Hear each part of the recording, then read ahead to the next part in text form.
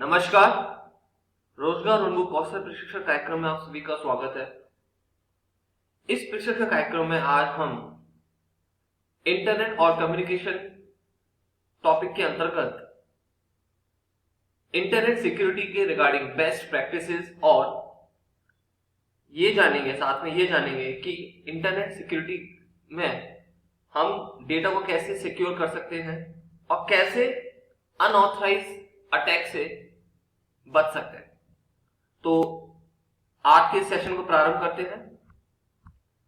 तो आज के सेशन का जो टॉपिक रहने वाला है वो है इंटरनेट सिक्योरिटी के बेस्ट प्रैक्टिसेस और कौन कौन से मेथड हैं जिससे हम अपने डेटा को सिक्योर कर सकते हैं।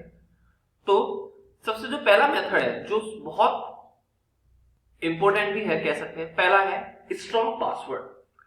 जब भी हम कोई वेबसाइट या कोई डेटा को जहां पर हम एक्सेस कर रहे हैं तो कहीं ना कहीं वो साथ में अपना उसमें पासवर्ड भी इनरोल करते हैं। जितने भी आप देख सकते हैं, जीमेल हो गया, वहां पर आपका पासवर्ड होता है जहां पर आपकी बहुत सारी टेक्स्ट और इंफॉर्मेशन और कोई भी मेल आते हैं, या कोई हम ई कॉमर्स वेबसाइट को एक्सेस करते हैं वहां पर अपना आपका पासवर्ड होता है। फेसबुक, तो जितनी भी आपकी जहां पे आपका डेटा आपका रखते हैं, शेयर करके स्टोर करके रखते हैं, तो उसमें पहले पासवर्ड होता है। पासवर्ड यह आइडेंटिफाई करता है कि जो पर्टिकुलर पर्सन है जिसका अकाउंट खोला जा रहा है वो पर्टिकुलर पर्सन वही है, क्योंकि पासवर्ड एक ऐसी चीज है जो हर किसी को नहीं पता होता। तो पहला जरूरी है वो है strong password. Strong password means ऐसा पासवर्ड रखें जो कोई दूसरा पर्सन आपके अलावा गैस ना कर सके। जैसे आपका नाम राकेश है तो जरूरी है कि आप ऐसा पासवर्ड ना रखें जो आपके नाम से रिलेटेड हो, जैसे राकेश 1 2 3। तो ये इजी हो जाता है दूसरे पर्सन के नाम से क्रैक करना दूसरे पर्सन। तो पासवर्ड स्ट्रॉन्ग रखें। कोई स्ट्रॉन्ग पासवर्ड नहीं, कोई दूसरा आपके अलावा दुनिया में कोई दूसरा पर्सन ना हो जो आपके अलावा पासवर्ड को गैस कर सके। So strong password means combination हो अल्फा न्यूमेरिक, अल्फाबेट्स भी हो उस पासवर्ड में, न्यूमेरिक्स भी हो और स्पेशल कैरेक्टर्स भी हो, जिससे कोई दूसरा पर्सन के लिए वो इजी नहीं हो क्रैक और गैस करना। तो गाइडलाइंस क्या है स्ट्रॉन्ग पासवर्ड के लिए?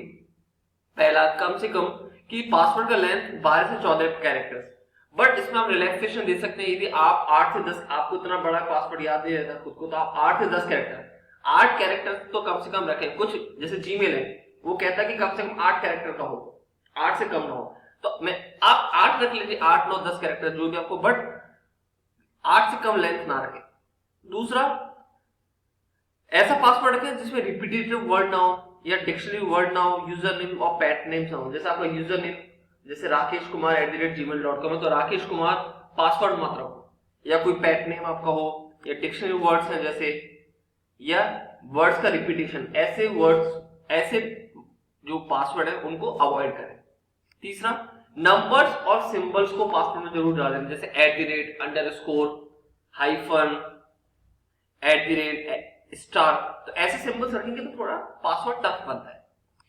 कैपिटल और लोअर केस दोनों लेटर्स को यूज करें, जैसे क्योंकि पासवर्ड आपका केस सेंसिटिव है, कैपिटल तो कैपिटल ही रखना पड़ेगा।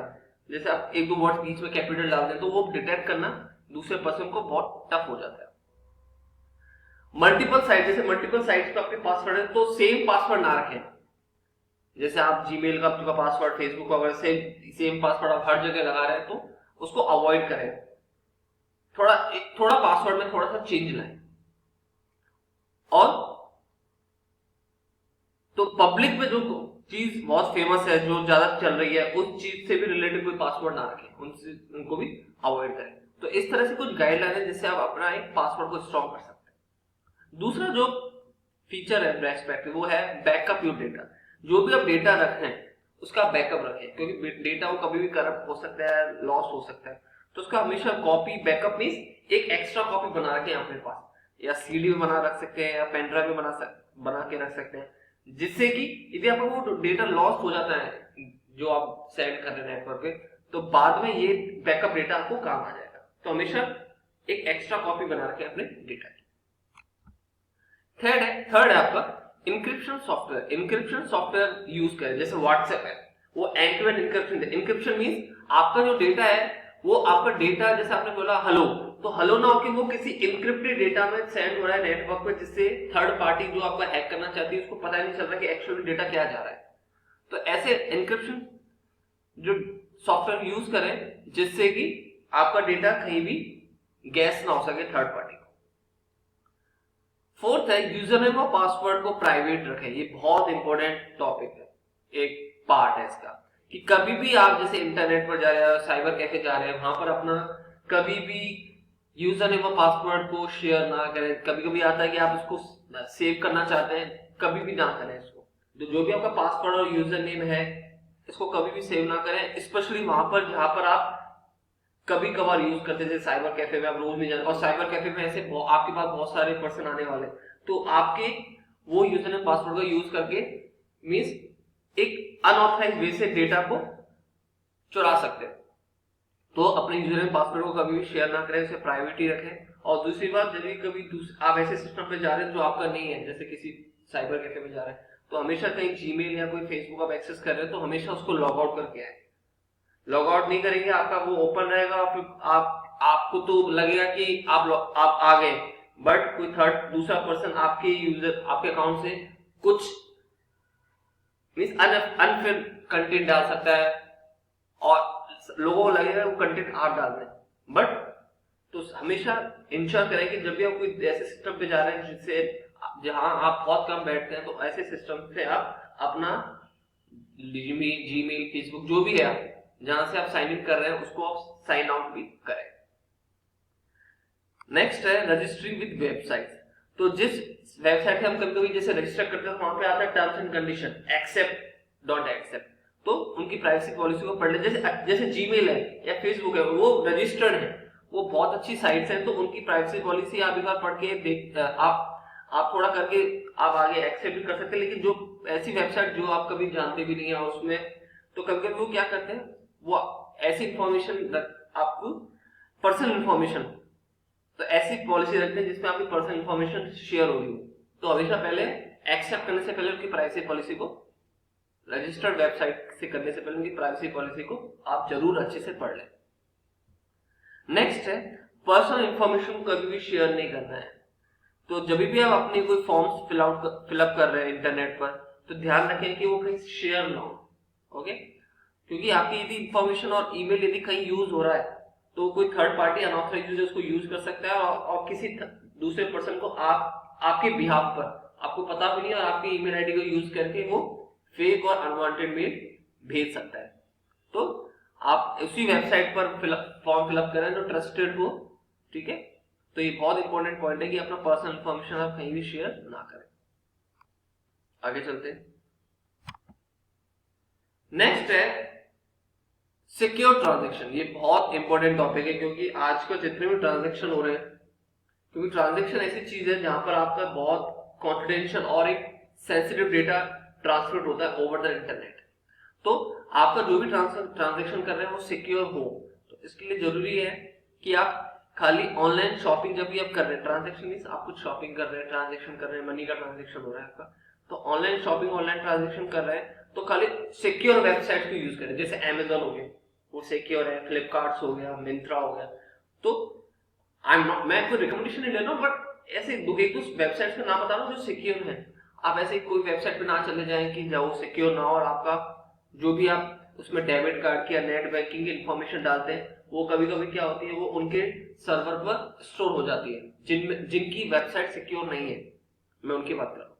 तो आप ध्यान रखें कि हमेशा सिक्योर वेबसाइट को यूज करें, क्योंकि आपकी भी एक बार ऑनलाइन ट्रांजैक्शन है, आपकी जो बैंक डिटेल्स है, कोई भी इंफॉर्मेशन है जब शेयर हो गई या उनके वेब सर्वर स्टोर हो गई, तो एक ये बहुत बड़ा थ्रेट है। तो आपकी कभी जैसे वेबसाइट से वो आपकी क्रेडिट कार्ड या online banking personal information store कर सकती हैं जो अनसिक्योर वेबसाइट है। तो उन्हीं वेबसाइट वेरीफाई करें कि पहले की वो वेबसाइट सिक्योर ट्रांजैक्शन यूज करती है। जैसे 128 बिट का इंक्रिप्शन SSL आपको दिख जाएगा जब आप कोई वेबसाइट को एक्सेस कर रहे हैं, तो एक आ जाता है HTTPS सिक्योर, और साथ में उनका आ जाता है इंक्रिप्शन कितना बिट की वो यूज कर रहे हैं, और साथ में देखें कि उसका डिजिटल सर्टिफिकेट लगा हुआ है, ठीक है?